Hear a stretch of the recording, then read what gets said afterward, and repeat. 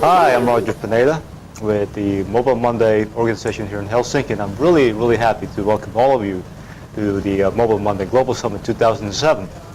You know, this has really been an exciting place to be at. You know, this is the place where you meet all the who's who of the mobile industry. Names like Hitomi Murakami of KDDI, Veli-Matti Mattila of Elisa, and you will also have the Atakan Sentin Soy of MyStrand joining us in this wonderful venue in Helsinki. And this year has been the biggest. It's been our third year, and you know, for a growth story, it's been a fantastic growth story. Having a Mobile Monday Global Summit in Helsinki really like an eye-opener for myself and also for my partners, Andy. It's really a great channel for us to access to this mobile industry and meeting a lot of new people from different countries, learning their culture and how they implement mobile money in their own country. Is really a great experience for us to learn. It is completely in line with how I think, with my company Stratamerge, and what we believe in, which is innovation through collaboration. And you see that in execution, in the way Mobile Monday has grown and in the way we connect as a community. And in terms of the event, I had great opportunity to network with similar companies in different parts of the world, see new technologies that I can take back home, and see what's the rest of the world doing in terms of technology, usability, both countries like Japan and countries that are so far but so similar in terms of the market, like Indonesia, for example. Japan's advantage has historically and still continues to be, from what I can tell, the business model of the operators is really making a difference. It's really raising all boats, the way they stand away from getting involved and competing in the content. They provide the network, they provide a great spec on the handset and the billing, but they don't control the deck like we see maybe in other markets.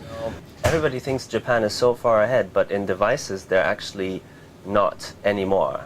Because what Nokia is doing with the devices and also some services they're putting together is really impressive. And in Japan, of course, the user base, you know, there's much more adoption. There are many things that the operators are doing right in Japan that the operators in Europe and the rest of the world aren't doing yet. But from a hardware point of view, you know, it was pretty impressive. Think of Asia as a market, definitely. That's almost half of humanity. But also think of Asia as a way to engage for your own business. Find research colleagues over there, find development partners, support partners, marketing partners, etc. in Asia. China is a great example. Juicy numbers, very good data on the growth of mobile, but a lot of nervousness from the point of view of the government on allowing too much of blogging and SMS political activism, that kind of stuff. So there's a bit of a negotiation. The Chinese government loves the market aspects of the mobile industry, but they're a bit nervous about the political aspects of the mobile industry. So no, I sensed when I entered the room that it was like 3 questions immediately about when will Blick launch, and we are on track. We will launch, and we will launch during the summer.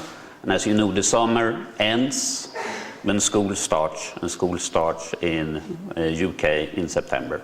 We will have from each of the different industry sectors, from fashion and beauty to cars to like music, to top fashion stores and everything. But we will have representation from all these different industries that already have like booked campaign on the Blick media network with objective like to figuring out how to build activities moving forward. And then of course what we have spent a lot of time on based on all research we have done is to help the advertisers to understand how to utilize and use the media, because it's different. It's push in some sense, but it's not just about banners. I would like to say that probably 80–90% of what we will do will be dialogue marketing. So it will be several steps where you launch something and then you continue down to driving sales or building loyalty. What's the future of Mobile Monday? I mean, you've got a lot of people, the room is full this morning, but where are you taking this group of mobile professionals? When it grows like an open source, it can grow very fast. But when you start work with GSMA or companies like Elisa in Finland, you have to be more structured, you have to have a common message, common promise, and basically now everybody, all the chapters are really keen to start developing Mobile Monday's core message into harmonized way. So I think the end result will be about the same as we would have done it, single message, single brand. Yeah. And learning from each other, it's going to be much more interesting, much sort of more dynamic than we would have ever created in Finland.